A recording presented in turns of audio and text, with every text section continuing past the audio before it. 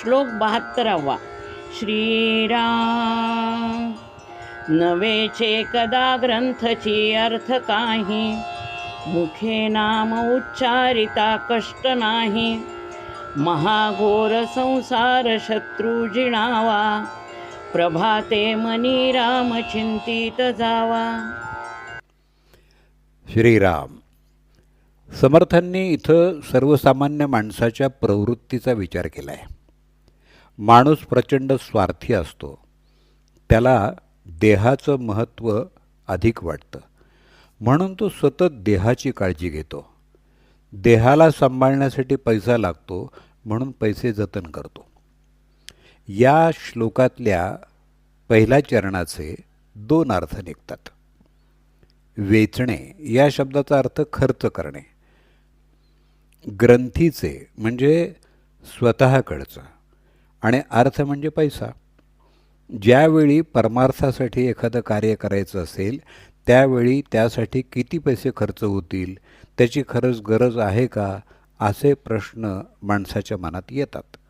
पण स्वतःच्या मोठेपणाच्या प्रदर्शनासाठी तोच माणूस जेवणावळीसाठी कित्येक रुपये खर्च करतो. तसंच कपड्यांची खरेदी करताना किंवा सिनेमा हॉटेलवरती खर्च करताना हा विचार करत नाही. माणूस हिशोबी असला तरी जी गोष्ट त्याच्या आवडीची असते त्यासाठी पैसे, श्रम, वेळ खर्च करताना होणारा अपव्यय त्याच्या लक्षात येत नाही. यासाठी समर्थ सांगतात, प्रातःकाळी परमेश्वराचं चिंतन कर. त्यात तुझ्या पदरचे काहीही पैसे खर्च होणार नाहीत.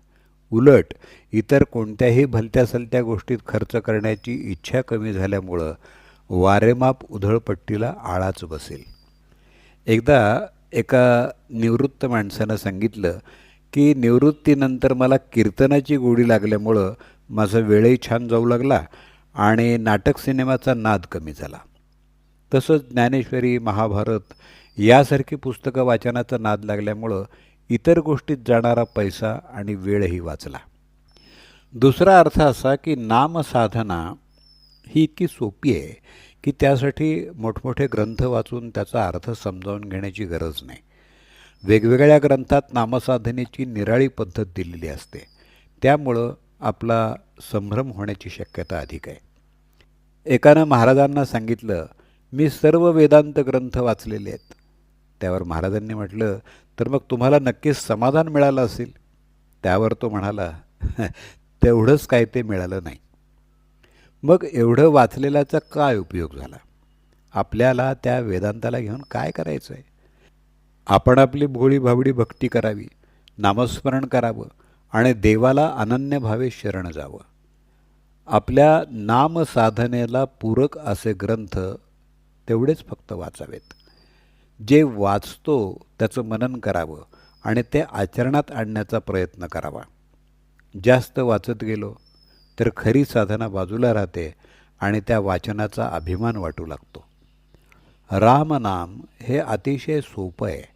त्यामुळं ते घेताना कोणतेही शारीरिक अथवा मानसिक कष्ट होत नाहीत. देवाचं नाम घ्यायला सुलभ आहे आणि कष्ट पडत नाहीत. जी वस्तू फुकट मिळते म्हणून ती तुच्छ किंवा निरुपयोगी असली पाहिजे असा माणसाचा समज होऊ शकतो. पण समर्थ सांगतात, नामस्मरण हे कुचकामी आहे असं समजू नका. नामस्मरण हे उपयुक्त आणि परिणामकारक आहे. उलट संसार हाच मोठा शत्रू आहे. त्यामुळं अनेक चिंता, व्यथा, अस्वस्थता आपल्या मागं लागतात. म्हणून ब्रह्मचैतन्य गोंदवलेकर महाराज म्हणतात, संसार शत्रू मोठा, मारावा तो समूळ नामाने. भगवंता वाचून असणारं वैभव, ऐश्वर हे कधीच सुख समाधान देऊ शकत नाही. नामात रंगून गेल्यामुळं साधकाचं मन पूर्वीसारखं संसारात रमत नाही. संसाराचा व्याप, सोस कमी होतो.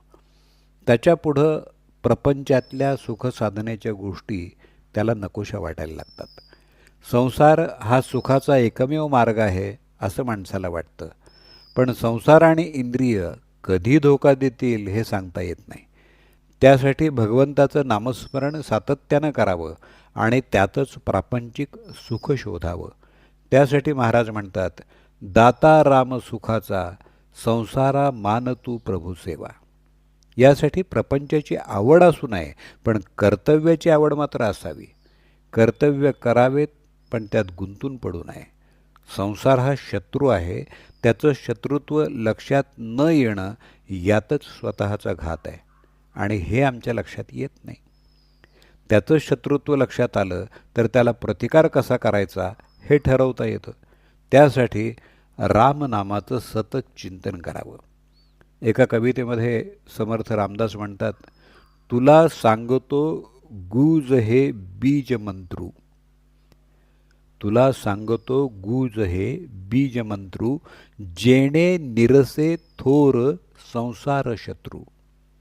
नव्हे मिथ्य हे बोलणे सत्य वाचा, जपे अंतरी मंत्र 13 अक्षरांचा. जय जय रघुवीर समर्थ.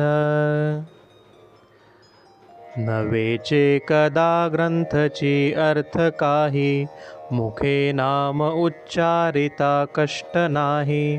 महाघोर संसार शत्रू जिणावा, प्रभाते मनी राम चिंतित जावा. श्रीराम